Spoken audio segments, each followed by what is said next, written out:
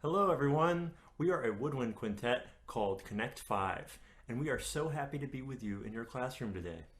We're going to start our program by getting to know the instruments of the woodwind quintet. My name is Leo and I play the flute. I grew up in San Francisco, California, and have been playing since 5th grade. One of the things that I love about this instrument is that it can play really fast and high, flashy notes. Feel free to dance along.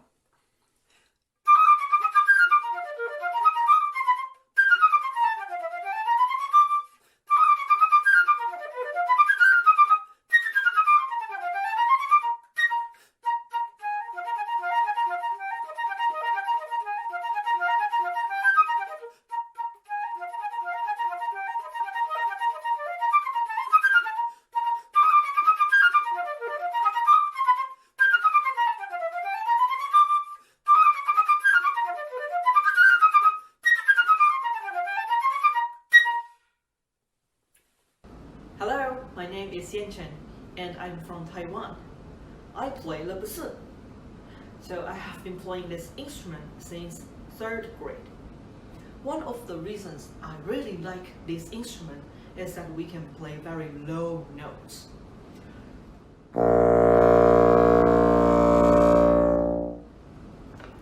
And it reminds me the time my grandfather read stories to me when I was little. So feel free to close your eyes while you are listening to this short piece. What kind of stories do you imagine?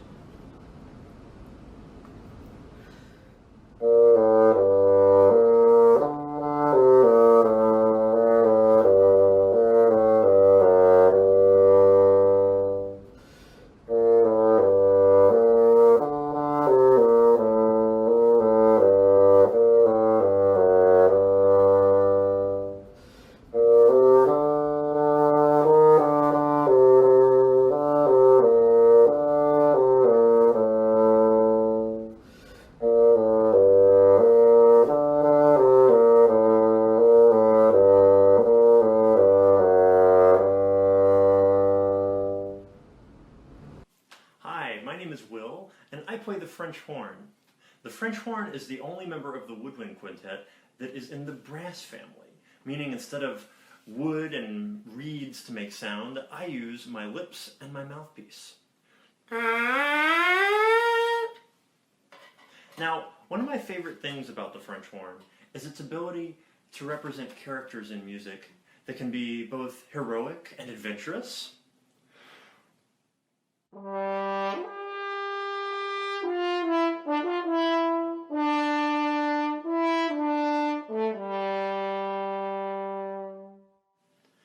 And also characters that can be kind and gentle.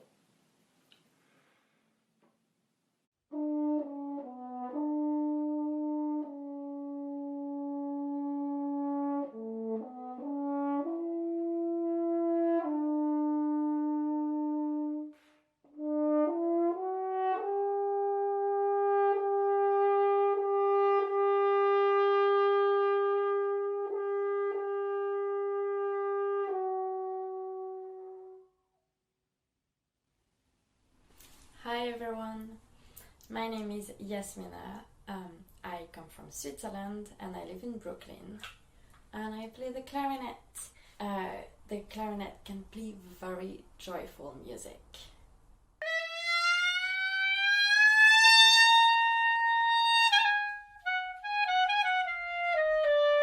And right now I will show you how it can also play very sad music.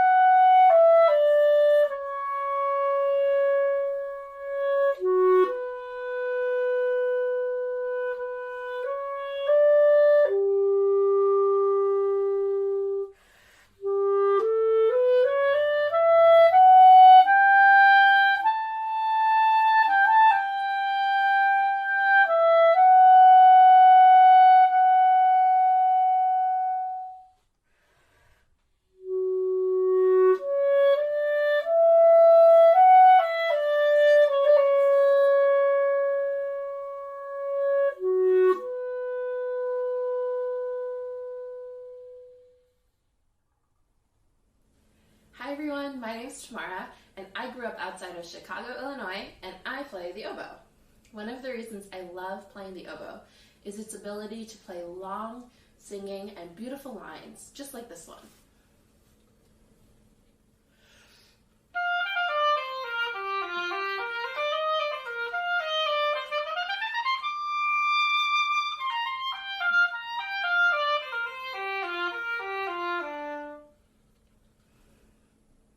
In today's concert, I will also be playing another member of the oboe family, the English horn. The English horn is kind of the big brother of the oboe. It's a bigger instrument and it plays lower with a mellower, deeper sort of sound.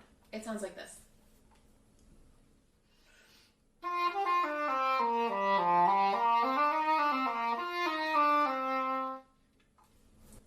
And here's what they sound like together.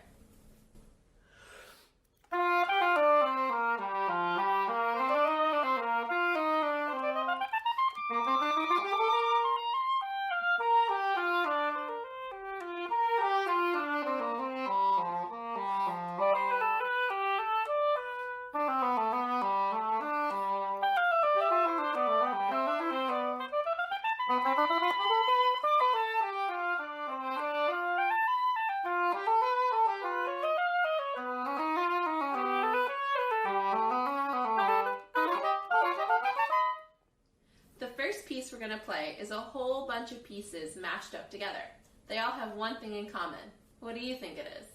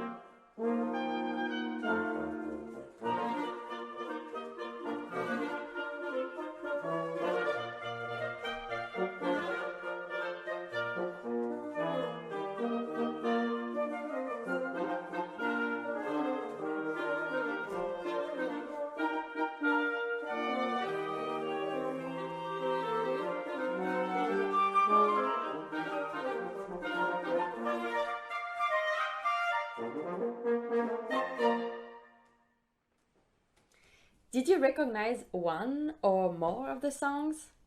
Can you tell us what they all have in common?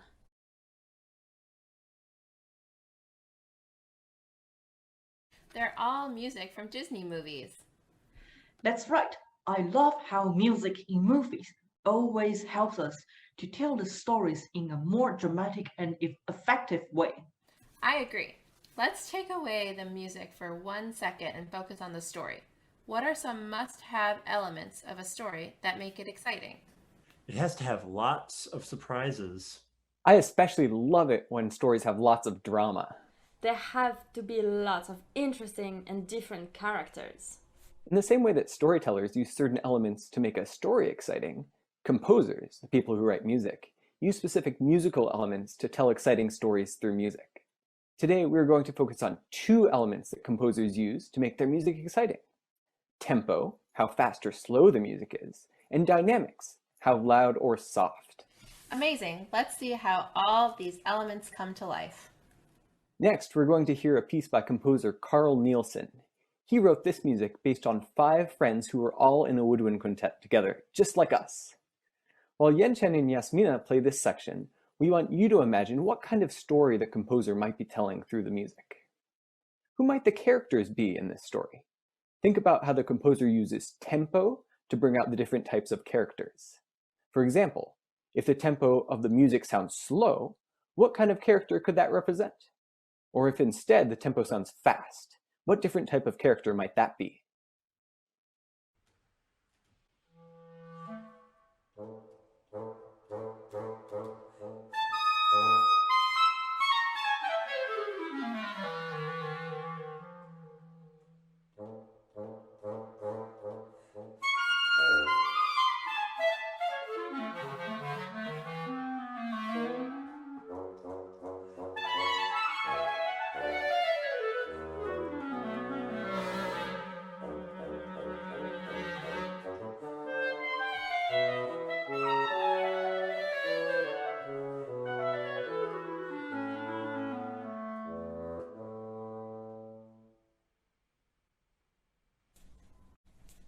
While hearing Yanshan and I play the music of Nielsen, what characters and stories came to mind?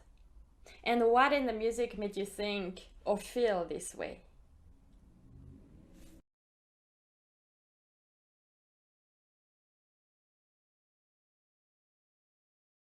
This section of the piece always reminds me of the old story about the tortoise and the hare. You know, the rabbit and the turtle that are in a race to see who gets to the finish line first. The rabbit is super confident that he's going to win the race. And the turtle, slow and steady as he may be, gets to the end first. In this one, I imagine the bassoon to be playing the turtle and the clarinet to be playing the rabbit. I love how everyone can have their own stories that go along with the music. And each story is fantastic and valid. The composer Nielsen wrote this section for the clarinet and bassoon players in the wind quintet, who are actually married to one another and constantly fighting. You can hear how they go back and forth yelling at each other, the bassoon player moving slowly while the clarinet player moves quickly. The tempo helps Nielsen convey the feeling of either intensity or relaxation, which helps us understand what kind of characters are in this story. Listen as we play this excerpt one more time. Do you hear how the composer uses tempo to tell this story?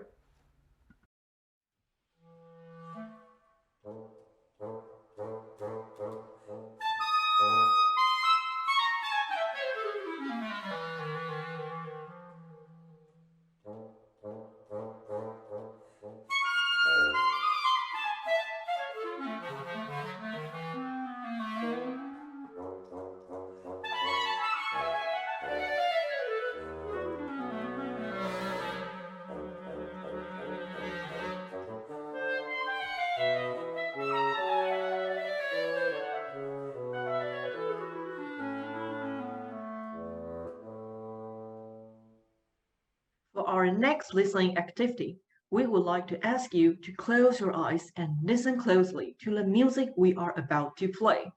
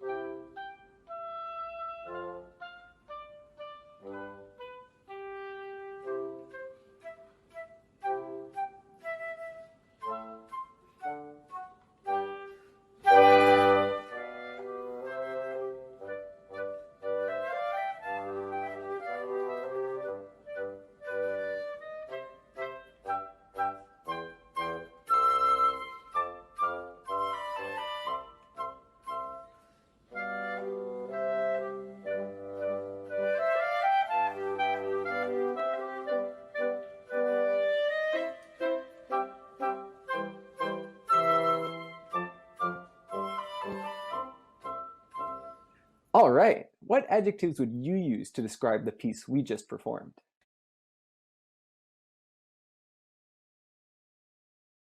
The story that came to my mind when I'm listening to this music is that I'm skipping through a meadow with my dog Charlie.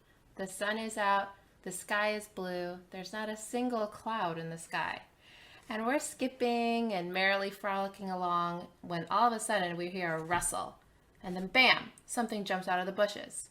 We look closely and it's just a little tiny bunny rabbit. After that, we're all okay and we decide to keep skipping along in the meadow. Amazing, I love it. This piece was written by a composer named Haydn, and he gave it the fitting name of the Surprise Symphony.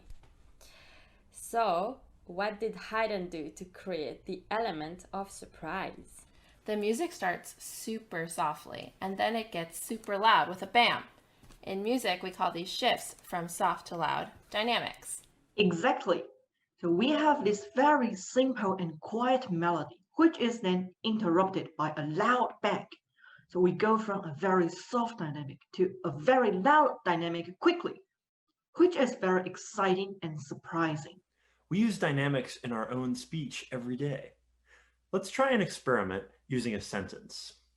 One sentence can express different emotions depending on how we say it. Let's say we looked out the window today and it was snowing outside.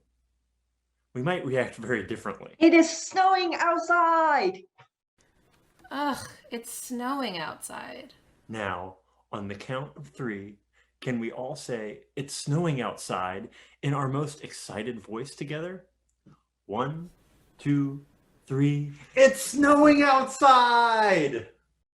Now, what if we said it in a very, very quiet voice? Well, what would that sound like? It's snowing outside. Oh, that sort of sounded very scared to me. Okay, let's try that whisper all together, as if we're really, really scared. 1, 2, 3. It's snowing outside. Now we're going to play the Haydn one more time and think about how the soft dynamics make you feel and how the loud dynamics make you feel.